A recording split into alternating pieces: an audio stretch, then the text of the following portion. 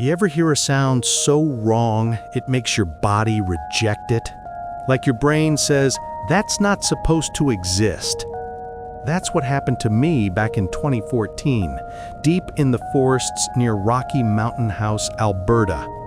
I wasn't some thrill seeker or ghost hunter. I was a wildfire tech, one of those people who run toward the smoke while everyone else drives the other way. That summer was dry. Bone dry, the kind where the forest floor snaps under your boots and the whole province smells like burnt pine. We got the call just before sunset, a new ignition near an old logging corridor north of Crimson Lake. I didn't know it then, but that night would end with me running from my life, from something that screamed like a woman and an animal at the same time. When our crew rolled up, the fire was already racing through the underbrush, moving faster than expected. Our superintendent barked orders, told me to scout ahead on the ATV and flag potential breaks where we could cut a line. So I went, alone. It's part of the job, right? But when you're miles deep into Crown land with no radio signal and the light dying behind the tree line, that kind of solitude hits different. The forest back there was old, not the postcard Banff kind.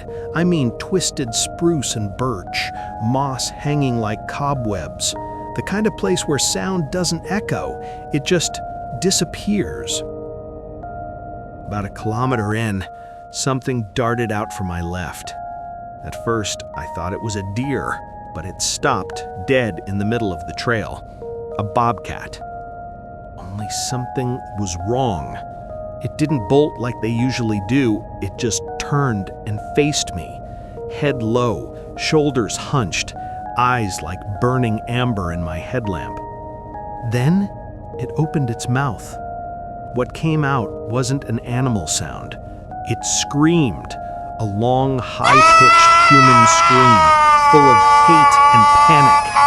It echoed through the forest and hit me in the chest like a physical thing.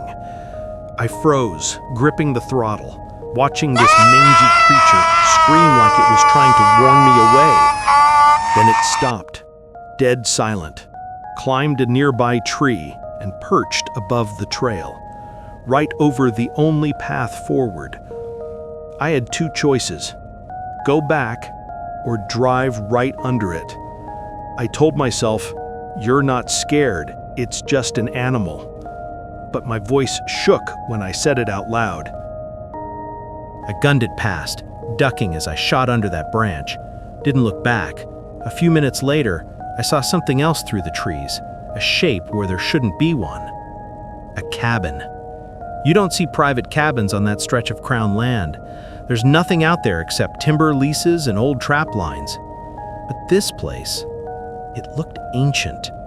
Hand-hewn logs, moss-covered roof, and every window boarded up, except for the door.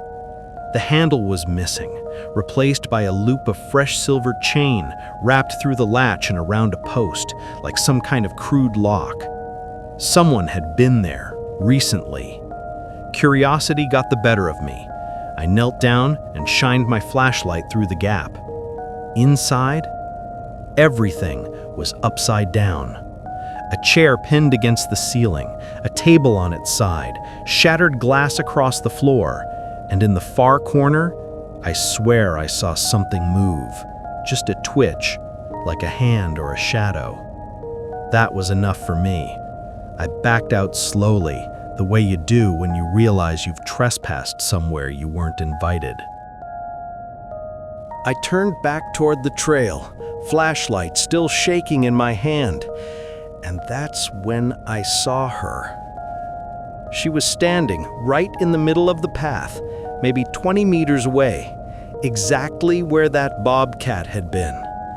Tall, barefoot, wearing what looked like a tattered white nightgown. Her hair hung in matted strings across her face. She didn't move, didn't speak, just watched me.